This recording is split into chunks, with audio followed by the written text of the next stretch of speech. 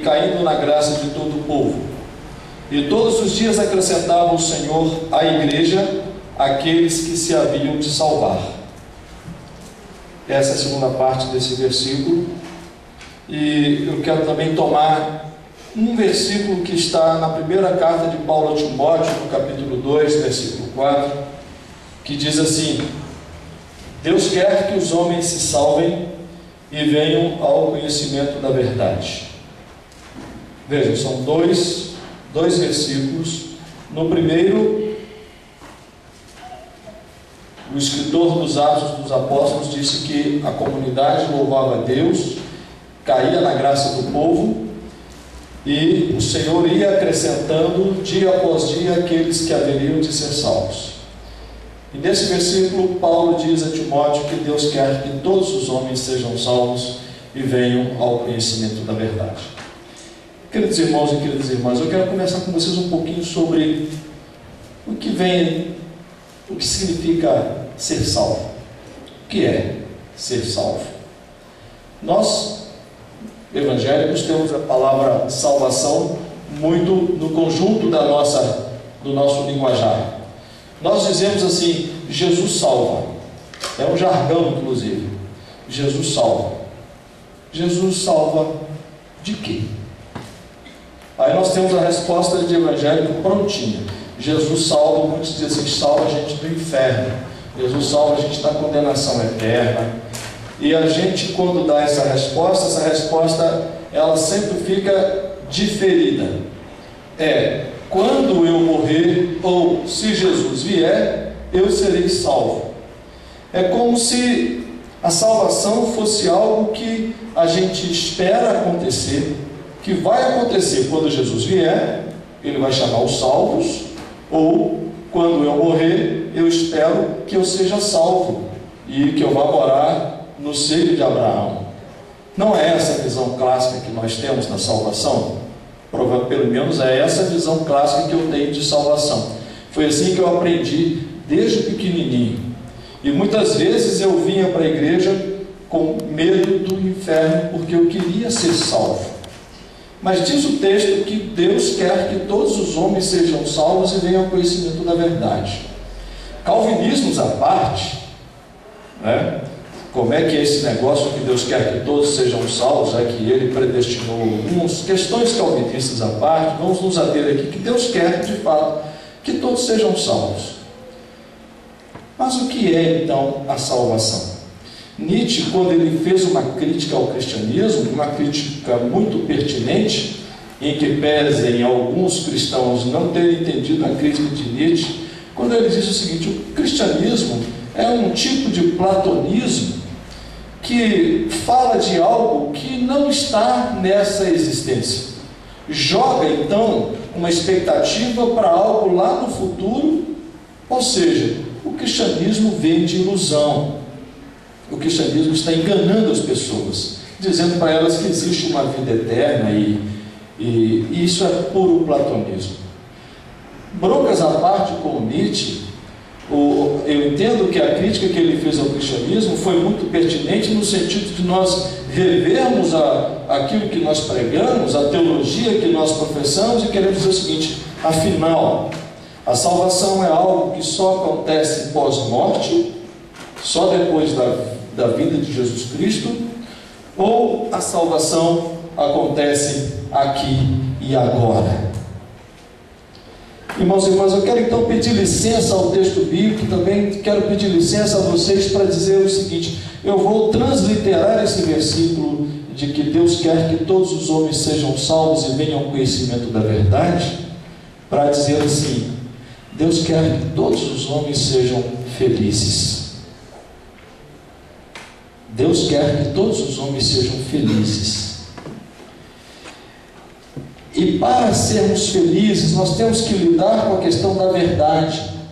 Não estou falando aqui da verdade teológica, que é Jesus Cristo. Estou falando aqui da verdade enquanto uma construção da filosofia, que é a verdade. A verdade nós não a conhecemos na sua inteireza. Nós podemos imaginar o que é a verdade, mas a verdade é aquilo que, uma vez que nós trabalhamos com ela, ela nos torna felizes. Ela nos permite viver com maior identidade, ela nos permite viver uma vida mais autêntica. Isso é aquilo que se pensa sobre o que é a verdade. Para nós vivermos então uma vida feliz, nós temos que trabalhar com a dimensão da verdade como norma. A verdade precisa ser uma norma na nossa vida. E o objeto, ou melhor, o fim da nossa existência é ser feliz, ser felizes. Pascal, que era um cientista e cristão, ele dizia o seguinte: todos querem ser felizes, até quem vai se enforcar. É uma frase forte, é uma frase forte, mas é impensável que quem dá cabo da sua vida não tenha pensado que a melhor solução para o seu sofrimento seja chegar ao extremo. É um limite terrível, mas é uma busca também por um alívio, que é uma busca de felicidade. Precipitado, equivocado, mas é. Mas nós aqui que estamos nessa convivência com a fé cristã, sabedores de que Deus quer que todos sejam salvos, nós temos que nos perguntar, afinal, do que Deus nos salva? Se Deus quer que nós sejamos felizes, do que Deus nos salva? Deus nos salva da angústia e do medo da nossa finitude. Afinal, tem alguma coisa que pega na gente quando a gente começa a pensar na nossa existência e pensa assim: e aí? Como vai ser? Como vai ser depois de mim? E os meus netos? E os meus bisnetos? Qual é o sentido da minha vida? O que eu estou fazendo aqui? Vindo à igreja, louvando, eu casei, tenho filhos, tenho marido, eu experimentei a separação, eu já experimentei a dor da perda de um filho, da perda de um ente querido. Qual que é o sentido dessa vida para mim? Deus nos salva da angústia, do medo da morte, ou de uma existência futura da qual os homens em geral não têm muita certeza, mas nós cristãos afirmamos que após a morte nós teremos a vida com Jesus Cristo. Deus nos salva da nossa pequenez e Deus nos salva das nossas próprias fraquezas. Deus nos livra dos nossos próprios males. Deus nos coloca em um lugar do qual nós não fazemos nenhuma imaginação. E aí, citando ainda um outro filósofo, Platão, ele disse o seguinte: quem não quer ser feliz? Afinal, quem não quer ser feliz? Mas para sermos felizes, se temos que ter a verdade como norma, nós devemos entender que uma verdade que nos torna sofridos, ela é muito mais importante do que alguns pequenos momentos que nos trazem uma felicidade vã. Ou seja, a felicidade ela não está nos prazeres fortuitos, nos prazeres passageiros. Não é a entrega às drogas que vai me fazer feliz. Não é a entrega aos vícios que vai me fazer feliz. Não é o cometimento, o uso de uma sexualidade desenfreada que vai me fazer feliz. Não é a riqueza que vai me fazer feliz. Não é a fama que me torna feliz. Não é minha capacidade intelectual que me torna mais feliz. Mas estudiosos do comportamento humano, inclusive foi feito um estudo longitudinal, um estudo durante 75 anos. O mesmo grupo foi acompanhado durante 75 anos. Grupos de pessoas diferentes, na mesma idade, mas pessoas de lugares diferentes, de realidades diferentes, nos Estados Unidos. Essas pessoas foram acompanhadas e são acompanhadas até hoje nesse estudo. Já há 75 anos que esse estudo é realizado. Pessoas foram consideradas aos 19 anos de idade, hoje elas estão com 84, 94 anos. O traço comum dessas pessoas foi: as pessoas que são felizes são pessoas que têm bons relacionamentos nas suas casas, pessoas que têm bons relacionamentos no trabalho, pessoas que têm bons relacionamentos na igreja, pessoas que têm bom relacionamento com a sua espiritualidade. Olha que coisa interessante, irmãos e irmãs. É bom sabermos que para sermos felizes nós não dependemos de alguns aparatos que nós achamos que nos tornam felizes. Woody Allen, ele disse certa vez: como seria feliz se eu fosse feliz? Interessante como que a felicidade, como um desejo, como um objeto que ele quer alcançar. Eu seria muito feliz se eu fosse feliz. E a felicidade, ela é muito mais possível, palpável, porque ela está assim, bem do nosso lado. Ela não depende de alguns instrumentos que nós dizemos que dependem. Até alguns ditados populares que falsamente nos enganam. Tipo, dinheiro não traz felicidade, mas manda buscar. Isso é falso. Felicidade está nos relacionamentos. E a igreja, aquela comunidade a qual o Senhor ia acrescentando o número dos que iam sendo salvos, ou seja, a igreja é a comunidade daqueles que vão experimentando a felicidade.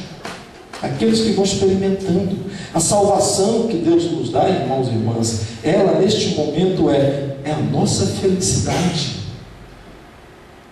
Não importa se você está convivendo com um diagnóstico de um câncer, não importa se você está vivendo uma tremenda dificuldade relacional familiar, isso não importa.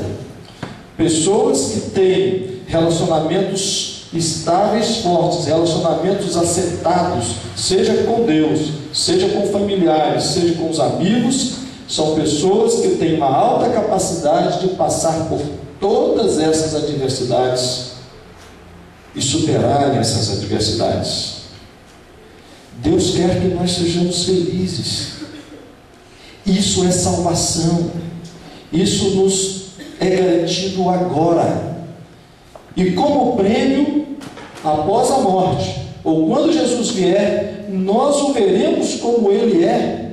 Ele então revelará para nós aquilo, a maneira como Ele nos vê, como disse Paulo. Nós então veremos por inteiro aquilo que hoje nós vemos por imagem. Nós vemos de maneira até distorcida, porque a nossa incapacidade de perceber como Deus nos vê, como somos vistos. É hora então, irmãos e irmãs, de nós buscarmos construir relacionamentos saudáveis, de nós buscarmos reatar relacionamentos que por acaso deixamos que eles se rompessem.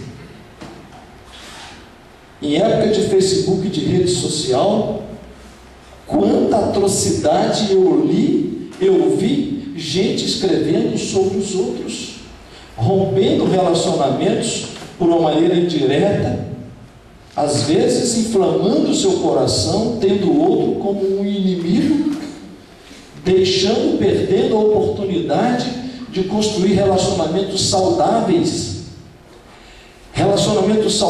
na igreja, que são também promotores de felicidade, e relacionamentos saudáveis com Deus.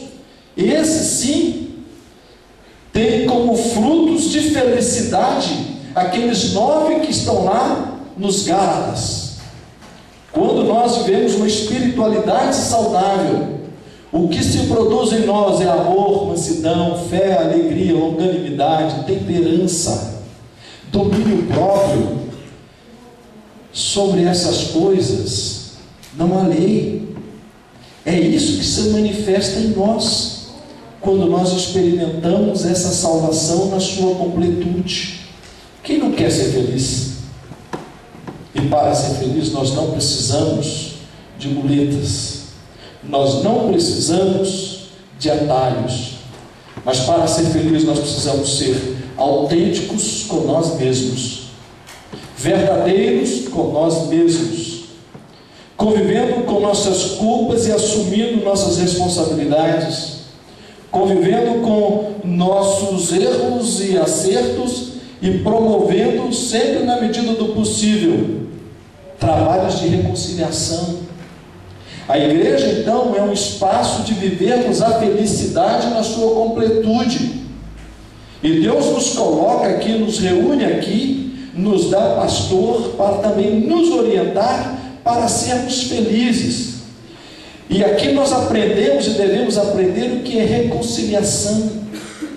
Nós precisamos exercer o ministério da reconciliação. Nós precisamos exercer o ministério do amparo, do amor. Precisamos exercer o ministério do afeto entre irmãos. Nós precisamos assim criar todas essas condições para vivermos plenamente a salvação que Deus nos dá. Essa é a vontade de Deus para conosco. Nós não podemos nos deixar enganar com coisas que são passageiras. Não é a alegria do carnaval, não é a vitória do meu time, não é nenhuma coisa exterior, mas é uma vida de relacionamento construída sobre bases sólidas. É o meu relacionamento conjugal, é eu procurar ver na minha esposa aqueles detalhes escondidos que eu sempre fui indiferente e negligente. É eu procurar ver no relacionamento com minhas filhas, com os meus amigos, coisas que antes eu fazia questão de ignorar. É eu procurar ver em mim mesmo potencialidades que eu às vezes nego que eu tenha e colocar essas potencialidades a serviço, seja do próximo, seja da igreja, seja da minha família. É eu procurar viver com simplicidade. Não preciso necessariamente de um carro zero para ser feliz. Eu preciso ter condições de viver a minha vida na sua plenitude, seja caminhando, seja plantando uma florzinha, seja cuidando de um animalzinho abandonado, seja cultivando relacionamentos com pessoas que a gente imaginava que não seria possível cultivar, seja conhecendo novas pessoas, seja viajando mais e acumulando menos. Se você pode acumular, que ótimo, deixe de acumular e gaste, viaje. Está também muito evidente que as pessoas que viajam mais são pessoas mais felizes, pessoas que conhecem outras culturas, conhecem outros povos. Se você pode fazer isso, faça. Isso é um ótimo medidor de felicidade. E aproveite isso, faça isso. Não vamos nos prender, irmãos e irmãs, aos nossos legalismos, aos nossos moralismos, porque esses são fatores de infelicidade. Esses são fatores que inibem. Esses são, num certo sentido, então, diabólicos, porque afastam-nos da felicidade. Eles nos colocam numa outra lógica, numa outra vibração, que não é aquela que Deus quer que nós estejamos. Quando nós nos aferramos aos ismos, aos legalismos, aos moralismos, aos institucionalismos, quase tudo isso são instâncias inibidoras de felicidade.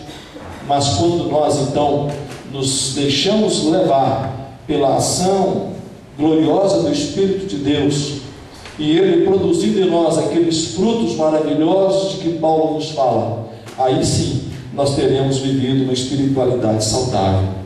E olha, irmãos e irmãs, que coisa mais interessante. Quem vive uma espiritualidade saudável, independentemente de ser cristão, pode ser também não cristão, mas que vive uma espiritualidade saudável, tem em média 7 anos a mais de vida do que quem não vive. Além de termos a garantia da vida eterna, a gente ainda goza de longevidade. Deus nos permite viver com longevidade, em média 7 anos a mais. Esse foi o resultado desse estudo longitudinal que foi feito. Então, meu irmão e minha irmã, Tem um poema aí que é dedicado ao Jorge Luiz Borges, mas definitivamente não foi Jorge Luiz Borges que escreveu, em que ele fala: se eu pudesse, eu contemplaria mais pôres de sol, eu andaria mais descalço, eu andaria mais na chuva. Se eu pudesse, eu diria para minha esposa: eu te amo. Se eu pudesse, eu abraçaria meus filhos. Se eu pudesse, eu retaria com meu amigo. Se eu pudesse, eu visitaria um primo distante. Se eu pudesse, eu iria abraçar o meu pastor. Se eu pudesse, eu faria um tanto de coisa, mas eu não posso. Eu estou morrendo e essas coisas eu já não consigo mais fazer, já não tenho mais condições de fazer.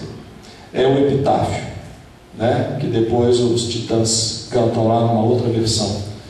Que você não seja esse escritor anônimo que dedicou esse poema ao Jorge Luiz Borges. Que você tenha a oportunidade de hoje ainda ligar para aquele primo distante, que você acha que ele ficou com raiva de você porque você colocou uma bobagem lá no Facebook. Ô primo, como é que você está? Talvez seja só uma impressão sua. E aí, não deixe que os relacionamentos virtuais atrapalhem os relacionamentos reais. Converse mais, desligue o Wi-Fi. Quando você estiver na casa da sua avó, do seu avô, esteja lá, converse com ele. O velhinho gosta de conversar. Evite essa tecnologia que é muito boa, mas atrapalha. As pessoas querem relacionamento, as pessoas querem conversa, as pessoas querem se sentir agradáveis, querem se sentir acolhidas. Deus quer que nós sejamos felizes, meus irmãos e minhas irmãs. Deus quer que a salvação chegue aqui e agora. E a salvação que Deus nos dá é a nossa felicidade, segundo a maneira dele, que não depende nada de dinheiro, de fama, de posição intelectual. Não depende absolutamente de nada. Depende só da nossa atitude. Atitude de dizer assim: Deus, eu quero ser feliz, eu quero ter relacionamentos saudáveis em casa, eu quero construir relacionamentos, eu quero ser elo, eu quero ser alguém que vai, eu quero ser um apaziguador, eu quero ser um promotor da paz.